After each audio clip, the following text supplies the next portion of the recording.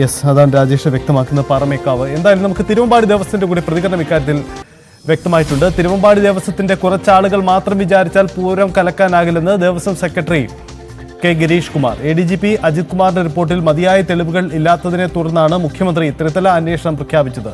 റിപ്പോർട്ടിലുള്ളത് അജിത് കുമാറിന്റെ മാത്രം നിരീക്ഷണങ്ങളാണ്. പ്രശ്നം നടക്കുമ്പോൾ ADGPയും 3500-ലധികം പോലീസുകാരും അവിടെയുണ്ടായിരുന്നു. കേസ് അന്വേഷണം CBIക്ക് വിടണമെന്നും കെ ഗിരീഷ് കുമാർ പ്രതികരിക്കുന്നു.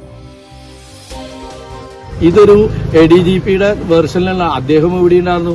3500 പോലീസുകാർ, ഇവിടുത്തെ ഇന്റലിജൻസ്, ഇതെല്ലാം ഉണ്ടായിട്ടും ഈ തിരുവമ്പാടി ദേവസ്വത്തിലെ കുറച്ച് ആൾക്കാർ വിചാരിച്ചാൽ ഇത്രയും വലിയ ഒരു സംഭവം, ഇത്രയും വലിയ ഇന്ത്യയിലെ തന്നെ ഏറ്റവും പ്രഗത്ഭരായ പോലീസുകാരുള്ള കേരളത്തിലെ പോലീസാണ് ഏറ്റവും നല്ല പോലീസ് എന്ന് പറഞ്ഞാൽ ആ പ്രൗഢിയുള്ള ആ പോലീസിന്റെ മേലധികാരി തന്നെ പറയാണ് ഇത് ഒരു തിരുവമ്പാടി ദേവസ്വത്തിന്റെ പ്രതിനിധികളാണിത് കലക്കിയത് എന്ന്, പൂരം കലക്കിയത് എന്ന് പറയുമ്പോൾ എനിക്ക് ലജ്ജ തോന്നുകയാണ്. ഇപ്പൊ ത്രിതലത്തില് 2 വിഭാഗം നമ്മളെ അന്വേഷണം ഹിയറിംഗ് നടത്തി കഴിഞ്ഞു. ഈ മൂന്നാമത് ആരാണോന്ന് അറിയില്ല.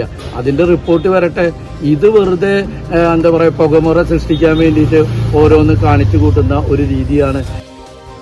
യെസ്, VS സുനിൽകുമാർ നമുക്കൊപ്പം ചേരുന്നു.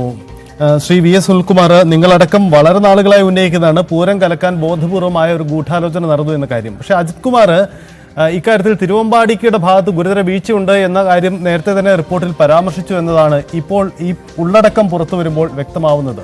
എന്താണ് ഇതിൽ?